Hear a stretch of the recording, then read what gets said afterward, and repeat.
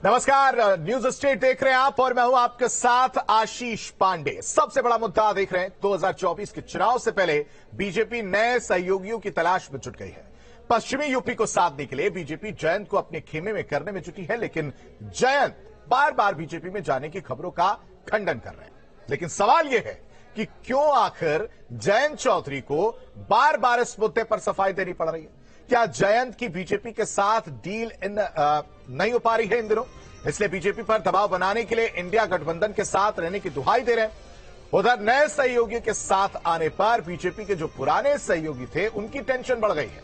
राजभर की एंट्री ने संजय निषाद को घबराहट पैदा कर दिया है।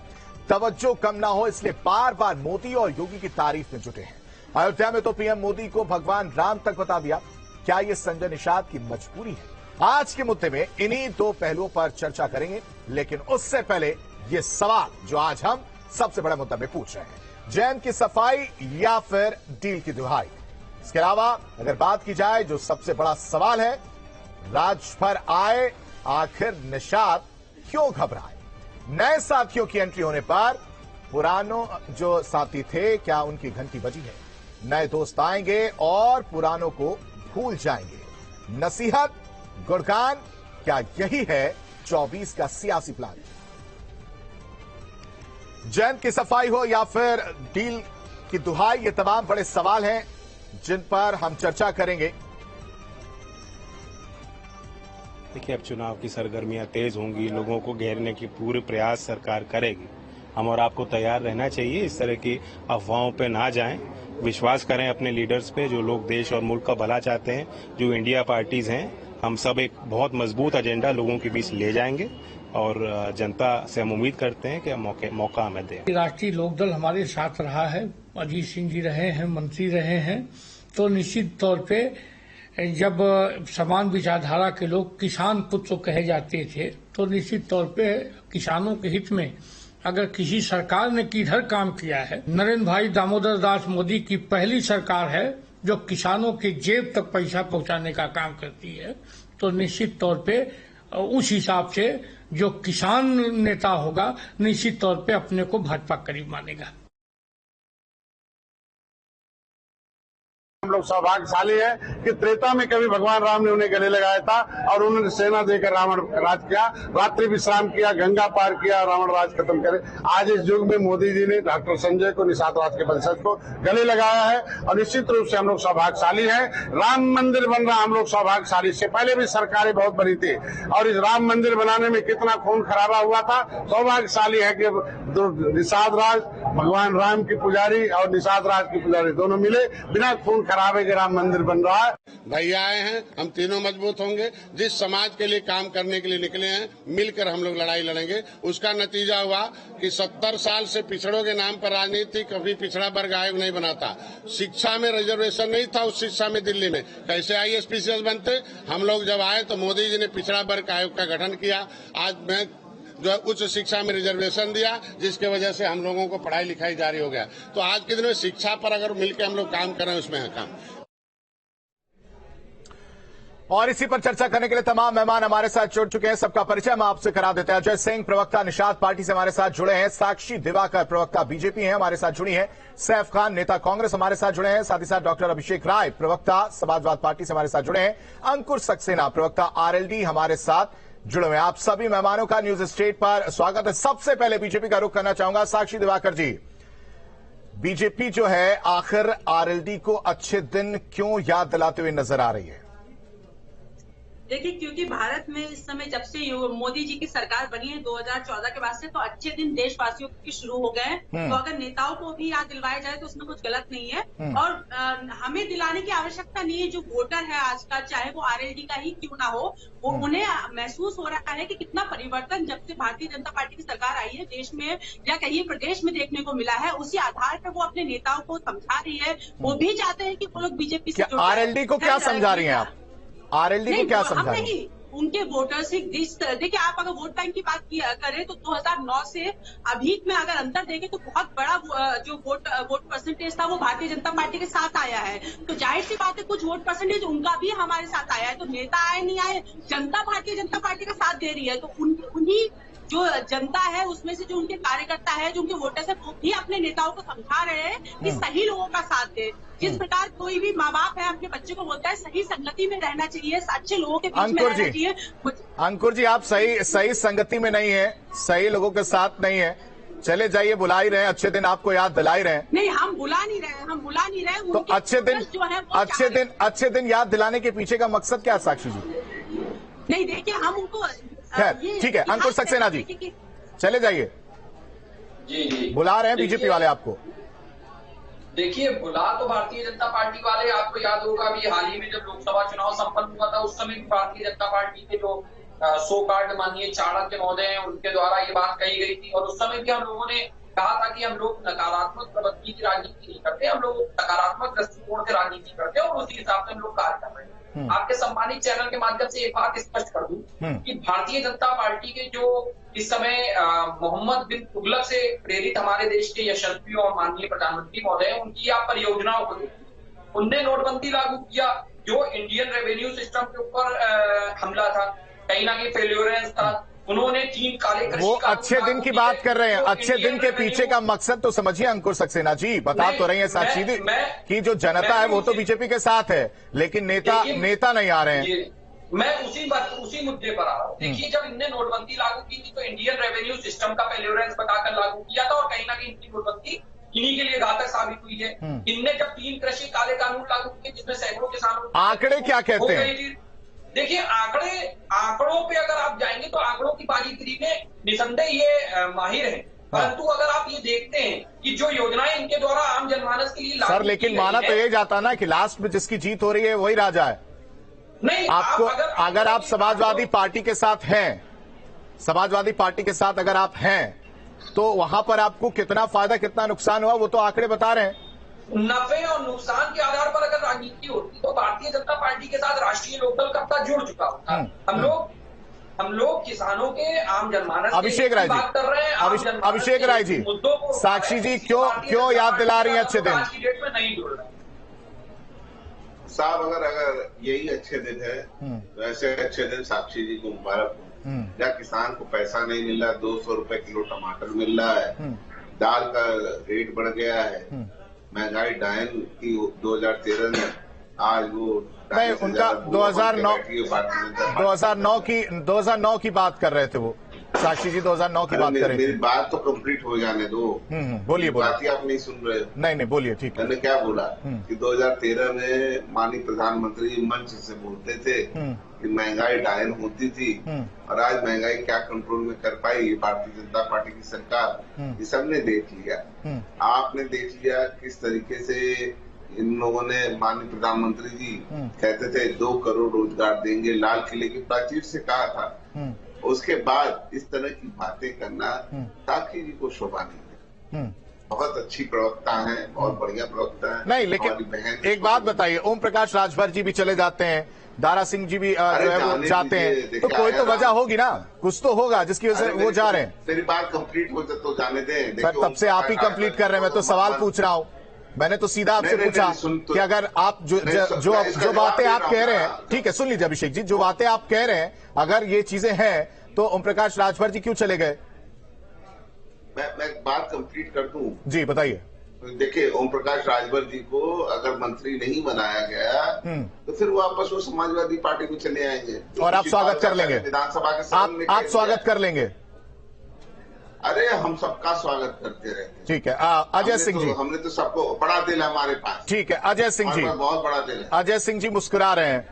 अजय सिंह जी, कोई घबराहट है क्या संजय निषाद जी को? घबराहट बिल्कुल नहीं है, लेकिन भाई साहब का कहना कि यहाँ नहीं वहां चले जाएंगे, तो आप ये उनको अवगत करा दीजिए कि ओम प्रकाश राजभर जी के साथ जो शर्तें उन्होंने तय की थी वो शर्तें परिपूर्ण नहीं हुई।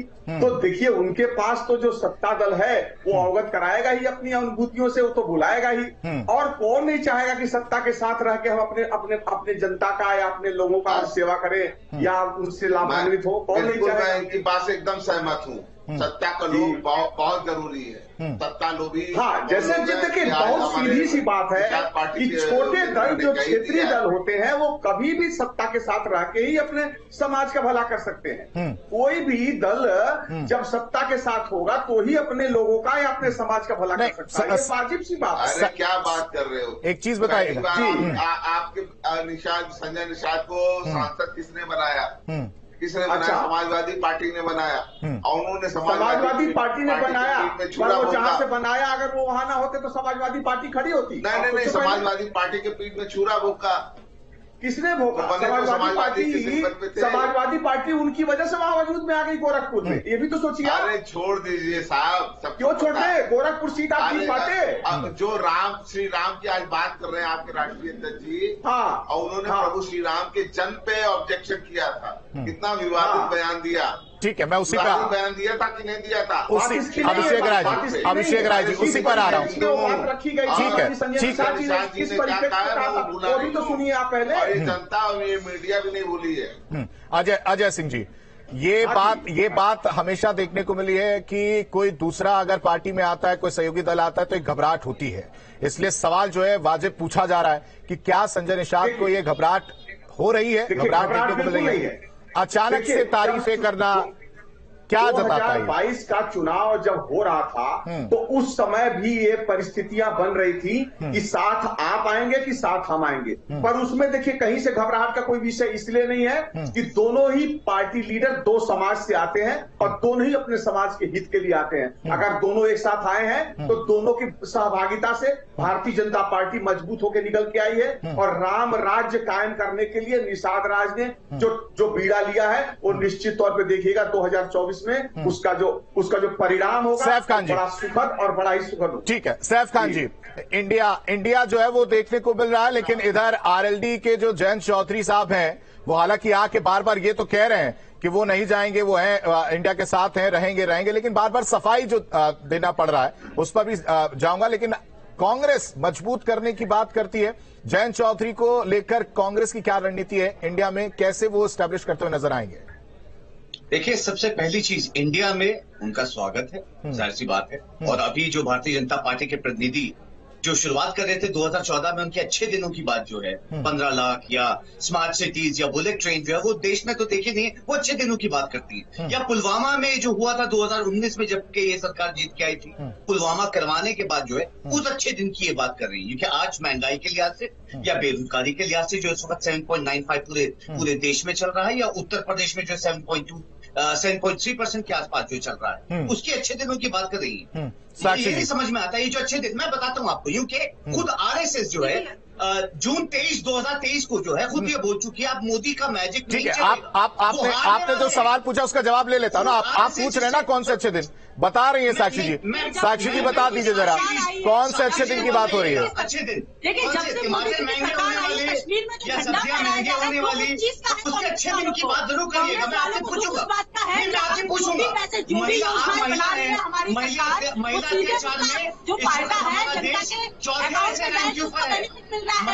डीबीटी के माध्यम से सीबीएसई को पैसा पहुंच रहा है। पहले जो 1 पैसा पहुंचता था, जो है इस वक्त कर्नाटका, हिमाचल, दिल्ली एमसीडी के बिहार, बंगाल कौन सा राज्य नहीं जो है आप जो है केंद्र में जब से भारतीय जनता पार्टी की सरकार नहीं, देखिए इस तरह से अगर आप दोनों लोग बोलेंगे नहीं, ठीक है सैफ खान जी, ठीक है सैफ खान जी सुन लीजिए, साक्षी जी 1 मिनट, ठीक है दोनों नेताओं से आग्रह है, 1 मिनट रुक जी, एक करके बोलिए तो समझ में आएगा। आपने पूछा कौन से अच्छे दिन, वो उसका जवाब दे रही, सुन लीजिए फिर आप बोलिएगा। साक्षी जी जल्दी से। देखिए, कश्मीर में आज झंडा फहराया जा रहा है, उस चीज का दुख है इन लोगों को, ये नहीं जानते। देखिए, भारत ये लोग कभी नहीं चाहते थे कि कश्मीर में भारत का झंडा फहराया जाए, इन्हें उस चीज का दुख है। इन्हें इस चीज का दुख है कि जो पहले 1 रुपया भेजते थे महिलाओं के ऊपर जो है अत्याचार में इस वक्त देश चौथा रैंक के ऊपर पहुंच चुका है। भारतीय जनता मणिपुर में जो है महिलाओं को नंगा करके रेप किया जा रहा है, आप खुद महिला है, अरे शर्म करिए, शर्म करिए। आप जो है खुद महिला महिलाओं पे बोल दीजिए ना, कुछ बोल दीजिए महिलाओं के ऊपर कि देश में क्या हालत कर दी आप लोगों ने जो है। अरे हाथ जोड़ के पार्टियों से मांग जो है बंद करिए, जो है कोई नहीं जीतेगा। और जो आप लोगों की पार्टी में कर्नाटक में जैसे हाल हुआ, जैसे हिमाचल में हाल हुआ, जैसे दिल्ली एमसीडी में हाल हुआ, वही हाल जो है अब देश में होने जा रहा है एनडीए और बीजेपी सरकार का। अभिषेक राय जी, ठीक है, ठीक है, अभिषेक राय जी का रुख करना चाहूंगा।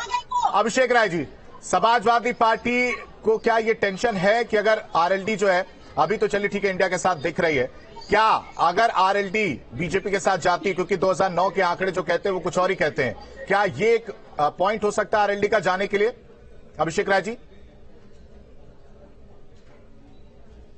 ठीक है, चलिए अभिषेक राय जी का रुख करेंगे। हमारे साथ आरएलडी के भी प्रवक्ता बैठे अंकुर सक्सेना जी, आपका रुख करता हूं। अंकुर जी, लगातार ये सवाल जो है पूछा जा रहा था, चाहे बैठकों महागठबंधन की बात हो रही थी शुरू में, फिर नाम दिया गया इंडिया, बैठक में जयंत चौधरी जाने वाले थे, फिर बाद में गए, उसके बाद सवाल पूछा जा रहा था कि शायद ठीक है चीजें नहीं चल रही समाजवादी पार्टी से। लेकिन अब जो तस्वीर देखने को मिलती है कि बार बार जो है जयंत चौधरी आते हैं और वो सफाई देते हैं कि सब कुछ ठीक है, वो इंडिया के साथ ही रहेंगे। अगर सब कुछ ठीक है तो सफाई देने की जरूरत क्या है? निश्चिंत रहिए ना। आशीष जी, अगर आप मुझसे सवाल पूछेंगे तो सवाल का मैं कोई ना कोई तो जवाब दूंगा ना। वो जवाब आपके सवाल के उत्तर सर, सवाल तो बहुत पूछे जाते हैं कि कौन सा फॉर्मूला हो सकता है, किस सीटों पर जा सकते हैं, लेकिन कुछ सवालों को तो नेता टाल देते हैं ना। तो ये तो मत कहिए कि सारे सवालों का आप लोग जवाब देते हैं। आशीष जी, देखिए सबसे बड़ी बात है, अगर आपने कोई मुझसे प्रश्न पूछा है तो मेरी ये जवाबदेही बनती है कि मैं उसका जवाब दूं। आपने मुझसे प्रश्न पूछा और मैं कोई जवाब दे रहा हूं और आप उसको अगर सफाई का नाम दे रहे हैं तो कोई यथोचित नहीं माना जाएगा। पत्रकार बंधु को अगर कोई प्रश्न पूछते हैं तो उस प्रश्न का जो उत्तर सीनियर लीडर पत्रकार बहुत सारे सवाल पूछते हैं सर, सारे सवालों का जवाब देते हैं आप लोग? देखिए बिल्कुल सब जवाब देते हैं, एज पर सिचुएशन जवाब दिया जाता है। लेकिन अगर आप अपने सम्मानित चैनल पर बैठ के क्या आप नहीं, अगर आप नहीं, मुझे एक चीज बता दीजिए, एक चीज आप बता दीजिए, 2009 के जो आंकड़े कह रहे हैं, ठीक है, उसको ध्यान में रखिएगा। अभी जो आंकड़े आए आपके समाजवादी पार्टी के साथ, तो क्या ये मैं मानूं कि आरएलडी जो है बीजेपी के साथ नहीं जाएगी? ये आप आश्वस्त कर रहे हैं? ये मेरा सवाल है और इसका जवाब आप देंगे। आपने कहा ना कि हर सवाल का जवाब देते हैं, इसका दीजिए जवाब आप। आशीष जी, इसी सवाल के जवाब के लिए आप लोग लगातार इसी चीज को बताइए ना। तो मेरा हाँ बिल्कुल है, हम लोग भारतीय जनता पार्टी के साथ नहीं जा रहे हैं, हम लोग इंडिया का अटूट हिस्सा है और कहीं ना कहीं इंडिया के अटूट हिस्से के नाते जो national dissolution alliance Bharatiya Janata party की जो एनडीए गठबंधन है उसके विरोध में इंडिया गठबंधन के साथ में राष्ट्रीय लोकदल है और कहीं ना कहीं राष्ट्रीय लोकदल 2024 में समाजवादी साक्षी दिवाकर जी, कांग्रेस बात क्लियर है। भारतीय जनता साक्षी दिवाकर जी, बात क्लियर है। अंकुर सक्सेना ने कहा कि कोई अच्छी बात मत करिए, कोई ये मत कहिए कि 2009 की बात आप मत करिए कि गठबंधन था तो सीटें जो है आपको मिला था, इस अलायंस में सबसे ज्यादा फायदा हुआ था, क्योंकि इन्होंने साफ कह दिया कि वो नहीं जाएंगे। देखिए भारतीय जनता पार्टी जनता के साथ अपने अलायंस पे विश्वास रखती है और हमें पूरा विश्वास है 80 में से 80 सीटें भारतीय जनता पार्टी को मिलेगी 2024 में, क्योंकि जनता के साथ सीटें अलायंस है। दूसरा देश में हालात ये है, पुलवामा तलवार जनता की कांग्रेस की सुनना चाह रही है। दूसरा बोलने के देखिए, दूसरा यह आपत्ति है कि इस ग्रुप को इंडिया नहीं कहना चाहिए और इंडिया क्यों कहा जा रहा है। ठीक है, अभिषेक राय जी का रुख करना चाहूंगा। अभिषेक राय जी से मेरा सवाल था, ठीक है, आएंगे सैफ खान जी आपके पास भी आएंगे, मौका देंगे। अभिषेक राय जी, संजय निषाद का एक बयान आ जाता है जिसमें वो प्रभु श्री राम और प्रधानमंत्री नरेंद्र मोदी की बात करते हैं, कहते हैं कि उसी तरह गले लगाया जैसे प्रभु श्री राम ने निषाद राज को लगाया था। कैसे देखते हैं? नहीं, मैं उसको देखने का कोई मतलब ही नहीं है। देखिए, जिसने प्रभु श्री राम के जन्म पे प्रश्न चिन्ह लगा दिया हो, जो विवादित बयान उन्होंने दिया प्रभु श्री राम के जन्म के लिए, तो अब उनके बारे में क्या बात करी जाए।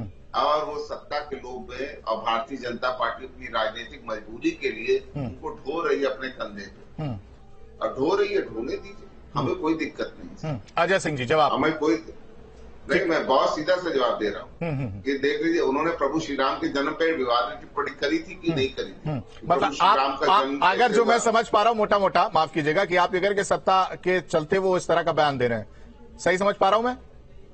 एकदम सही। ठीक है, अजय सिंह जी, सत्ता का लोभ है इसलिए आप जो है संजय निषाद जी इस तरह का बयान दे रहे हैं, समाजवादी पार्टी का कहना है। एजेंडे पे बात ही नहीं कर रहे हैं, जो वो कहना चाह रहे हैं मैं तो बहुत ही स्पष्ट शब्दों में बताना चाहता हूँ कि परम आदरणीय डॉक्टर संजय प्रभु श्री राम के लिए बोला था कि आपको सुनने में बुरी लगी है, मैं स्पष्ट कर दूं कि वो सदा से प्रभु श्री राम और निषाद राज को गले लगते हुए हमेशा लोगों को अवगत कराते हैं। सारे मीडिया चैनलों का जनवरी 7 1993 में कहाँ थे ये लोग?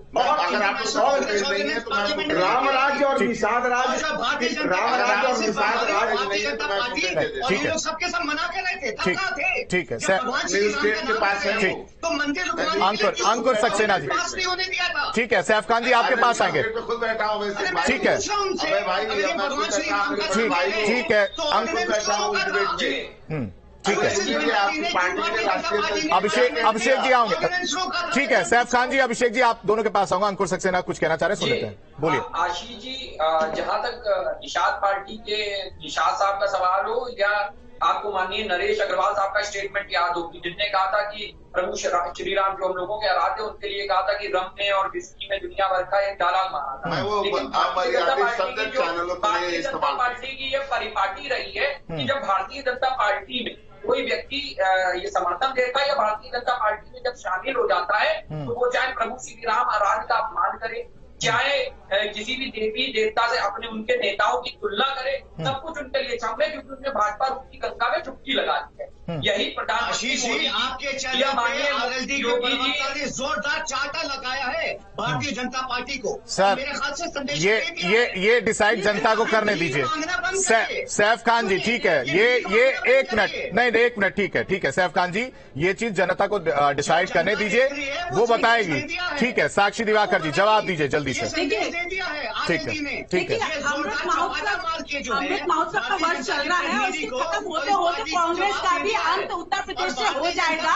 अभी तक जो एक तो सांसद इनके हैं उसकी भी समाप्ति होने वाली है। 2024 से कांग्रेस का एक भी सांसद देखिए नहीं आएगा। सैफ खान जी ठीक है, सैफ खान जी अगर आप इस तरह से बीच में डिस्टर्ब करेंगे, नहीं ठीक है सैफ खान जी आपको मौका देंगे, लेकिन आप बीच में बोलेंगे तो आप फिर डिबेट बहुत इधर उधर चली जाएगी, जनता नहीं समझ पाएगी। और खासकर मेरे डिबेट में बीच में आप बोलेंगे, विनती कर रहा हूं आप बीच में मत टोकिए, सवाल आएगा आप बोलिएगा, आप मौका दूंगा। ठीक है साक्षी जी जल्दी से। तो मुझे मौका देखिए सबसे पहले तो मैं कहना चाहूंगी कि इस ग्रुप को डॉट ग्रुप को इंडिया नहीं कहा जाए, वरना एनडीए को नड्डा बोला जाए, यूपी को ऊपा बोला जाए, यूएसए को ऊसा बोला जाए, डॉट ग्रुप को इंडिया नहीं कहा जाए। महिलाओं पे नहीं बोलेंगी, 2024 आप महिलाओं पे नहीं, महंगाई पे नहीं बात करेंगी, बेरोजगारी पे बात नहीं करेंगी, जो जवान शहीद हुए हमारे महिला है जो है आप नहीं ठीक है साक्षी जी एक मिनट रुक जाइए। ठीक है साक्षी जी ठीक है साक्षी जी एक मिनट रुक जाइए। ठीक है साक्षी जी एक मिनट रुक जाइए। सैफ खान जी अब आपके पास 1 मिनट है, आप बोलिए क्या कहना चाहते, बीच में डिस्टर्ब मत करिएगा, फिर से विनती कर रहा हूं आपको। देखिए मैं बहुत बहुत शुक्रिया, आपने जो है मुझे मौका दिया और सबसे कम मौका आप जो मुझे दे रहे हैं। बहरहाल में नहीं, अगर आप बीच में बोलेंगे तो सबसे कम मौका आप जो नहीं इस तरह नहीं, ठीक है 1 मिनट, फिर आप नहीं इस तरह का बयान नहीं, इस तरह का बयान नहीं देंगे आप, इस तरह का बयान नहीं देंगे आप। क्यों अच्छे दिन की दुहाई ये दे सकते हैं, 15-15 lakh smart cities, bullet train, ये चलेगा है। और जो है जब कर्नाटका की तरफ से जवाब मिलता है जनता की तरफ से, हिमाचल की तरफ से मिलता है, एमसीडी के चुनाव की तरफ से मिलता है, तो देखिए और आपके चैनल पे अभी भीख मांगना बंद करिए याद एलडी की तरफ से।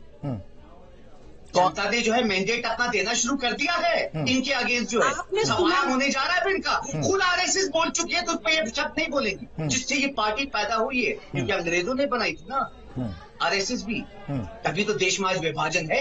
ये इसलिए ही तो आए इनके देश को तोड़ने के लिए, जो ये कौन सा देश को बनाने आए थे, सिर्फ आलोचना ही तो करना जानते थे। आज सच्चाई बताइए ना, महंगाई पे, बेरोजगारी पे, महिला अत्याचार के ऊपर जो है, क्या हमारे जो जवान शहीद किए पुलवामा में, सत्यपाल मलिक जी ने क्या सच्चाई बताई नहीं है, ये है इनकी सच्चाई जो है। ठीक है साक्षी जी ये है, अब इनको जो है अब आपने कुछ सवाल, वो मिलने जा रहा है। सैफ खान जी आपको मौका दिया, आपने कुछ सवाल पूछ लिए। आने वाले सैफ खान जी आपको मौका दिया, आपने बोल लिया, आपने कुछ सवाल उठाए, वो जवाब ले लेता हूँ। साक्षी जी देखिए कांग्रेस एक ऐसी पार्टी है जिसके ना फाउंडर कांग्रेस, बीजेपी का नाम दीजिए ना।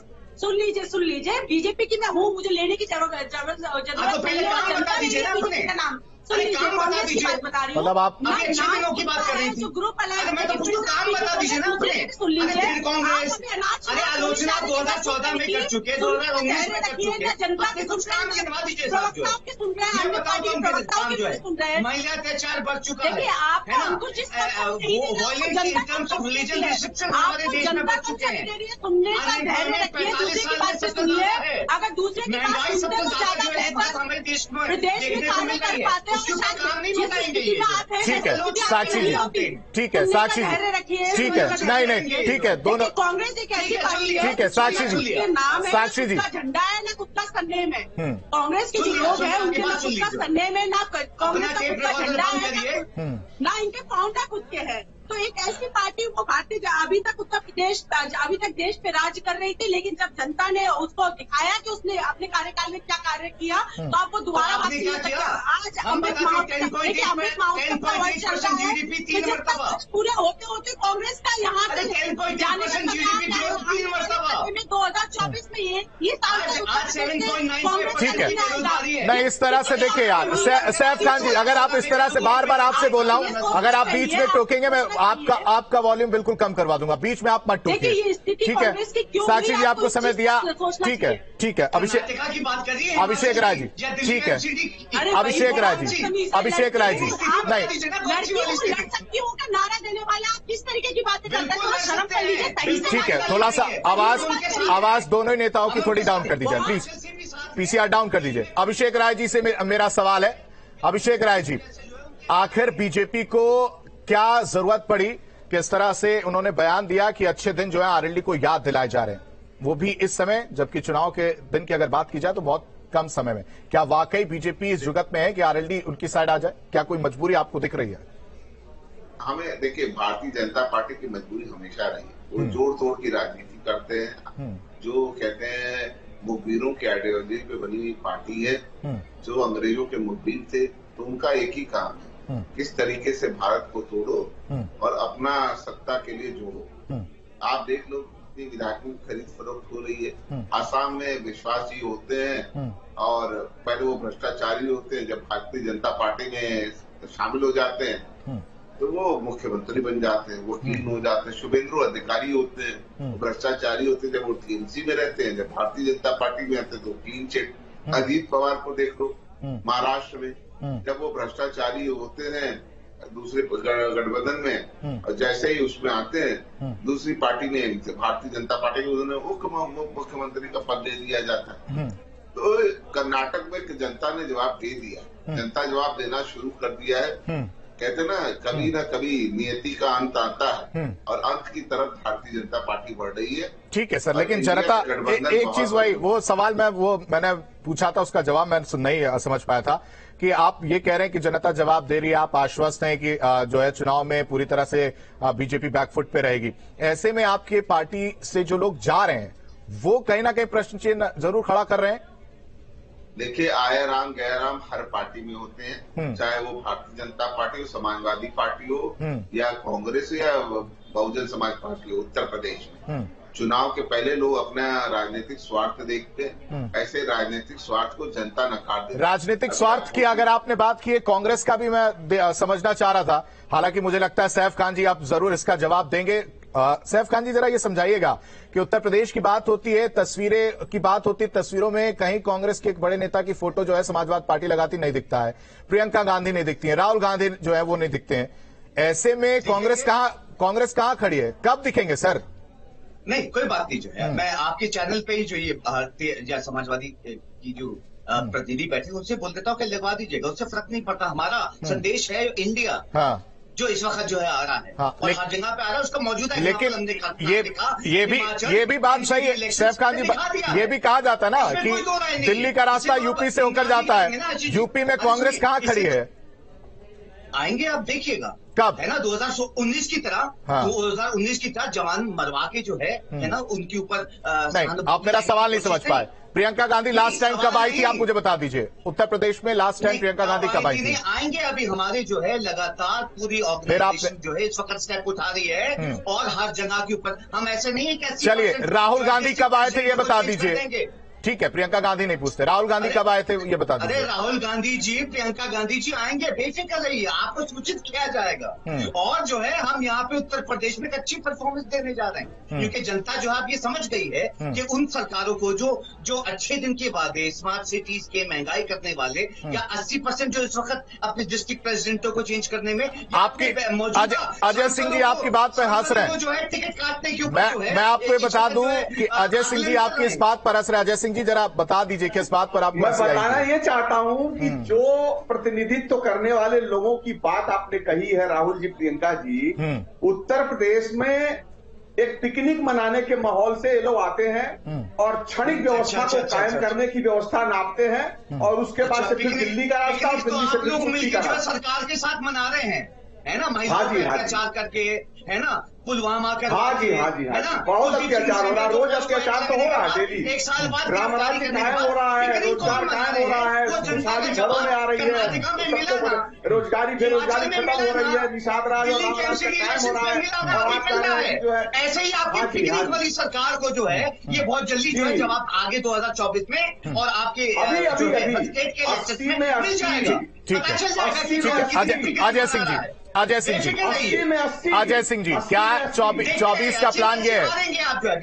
अजय सिंह जी क्या, अजय सिंह जी ठीक है अजय सिंह जी, मैं आपको अवगत करा दूं, ठीक है, डायलॉग भूल गए होंगे, आप याद कर लीजिए पहले। जो भी लोग सोच रहे हैं कि हम 2 सीट और इंडिया बना के 4 सीट और 6 सीट, दहाई क्रॉस नहीं है। आपको बताऊं मैं, आरएलडी को हम लोगों ने इसलिए वैल्यूएट किया हुआ है कि एक वो महत्वपूर्ण भूमिका में 67 में और 79 में जब भी वो वजूद थे, चौधरी चरण सिंह आए थे, तो वो जनसंघ के समर्थन से आए थे। तो इसीलिए अच्छे दिन उनको याद दिलाए जा रहे हैं कि घड़ी जो है पॉजिटिव घूम रही है, इस पॉजिटिव लेकिन अंकुर सक्सेना जी ने तो साफ कर दिया है, उन्होंने कह दिया है, उन्होंने कह दिया है कि उन्होंने कह दिया कि वो नहीं आएंगे, नहीं जाएंगे वो। साहब इज कमिंग विद अस साहब, चौधरी साहब। अरे आप भी हाथ जोड़ के ये भीख मांगना बंद करिए अच्छे दिनों की। हम नहीं मांग रहे साहब, मुझे लगता है जवाब जो है वो मिल चुका है। अंकुर जी जानकारी अपडेट कर दीजिए। सुनिए अच्छे दिन, आप सुनिए आपके अच्छे दिन जब पिकनिक वाली सरकार जो है उसके दिन सहभागिता में कायम नहीं हो रहे हैं इंडिया के किसी भी सहभागिता में कायम नहीं आप अपना देखिए।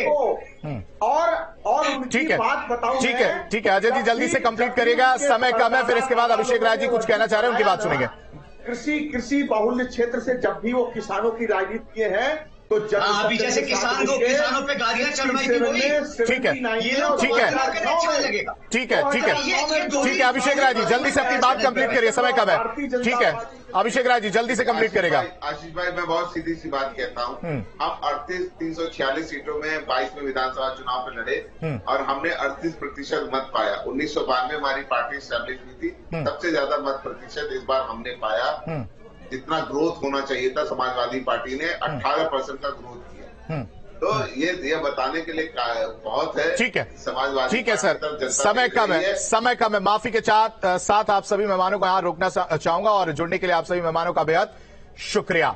तो 2024 के रण में परचम लहराना है तो कुनबे को मजबूत करना होगा, चाहे वो कोई भी पार्टी हो।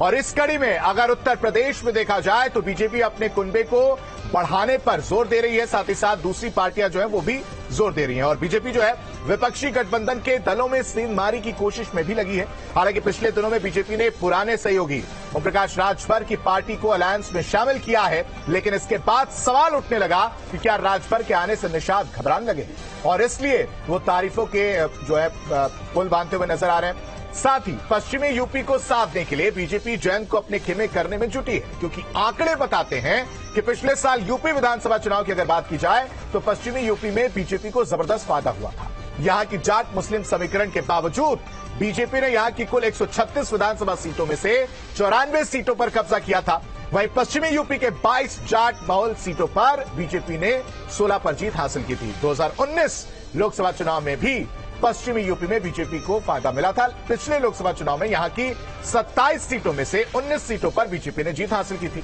अब देखना दिलचस्प होगा कि क्या जयंत को साथ लाने में बीजेपी कामयाब हो पाती है या फिर जयंत बीजेपी पर दबाव बनाने के लिए इंडिया गठबंधन के साथ रहने की दुहाई देते रहे। सोचिएगा जरूर। फिलहाल सबसे बड़ा मुद्दा में अभी मेरे साथ बस इतना ही। आप बने रहिए न्यूज स्टेट के साथ।